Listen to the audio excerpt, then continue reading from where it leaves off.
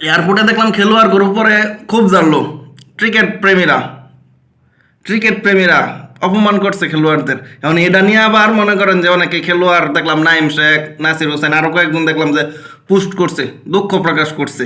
কি দুঃখ প্রকাশ করছে? যে আমরা নাকি জিতলে আনন্দ উপভোগ করি সকলে মিল্লা, পুরা বাঙালি জাতি, কিন্তু যখন হারে শুধু কষ্ট দেই মনে করেন যে 11 জন প্লেয়ারের উপর। এখন কথা হয়েছে ভাই, আপনারা যে হারেন ভাই, এটা কি হার কয় ভাই? এটা তো হার করে না, এটা সম্পূর্ণ একটা ক্রাইম। এটা তো আপনারা ক্রাইম করেন, হারেন না। এভাবে কি মানুষ হারে? সব দেশের প্লেয়াররা হারে, সব দেশে হারে, কিন্তু আপনারা যেভাবে হারেন এটা হার কয়? এশিয়া কাপে কি করছেন? জিতা ম্যাচ 135 রান পাকিস্তানের সাথে, আপনারা 135 রান করতে পারেন না। লাস্ট আফগানিস্তান সিরিজে কি করলেন? 50 ওভার খেলতে পারেন না ভাই। আপনারা লাস্ট কবে 50 ওভার খেলছেন এটা আপনারা নিজেরাই বলে গেছেন। 50 ওভার খেলতে পারেন না। কি করছেন? 93 রানে অল আউট হয়ে গেছেন। এর আগের ম্যাচে কি করছেন? 109 রানে অল আউট হয়ে গেছেন। 25 ওভার, 27 ওভার, 30 ওভার সর্বোচ্চ আপনারা খেলেন, এর চেয়ে বেশি খেলতে পারেন না। একটা ওডিআই ম্যাচে আপনার 50 ওভার মাত্র 30 ওভার আপনারা খেলতে পারেন না। এটা হার কয় ভাই? আপনারা যদি হারতেন তাহলে ভাই এই পাবলিক বা এই ক্রিকেট প্রেমীরা আপনাদের উপর এত রাগ প্রকাশ করতেন। আপনারা তো হারেন না ভাই, আপনারা ক্রাইম করেন, অন্যায় করেন।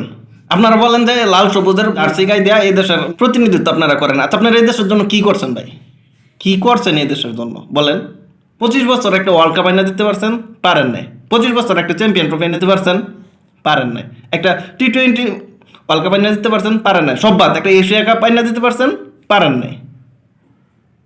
একটা ত্রিদেশীয় সিরিজ দিতে পারেন নাই ভাই। লজ্জা ছাড়া তো করে কিছু দেন নাই আপনারা ভাই।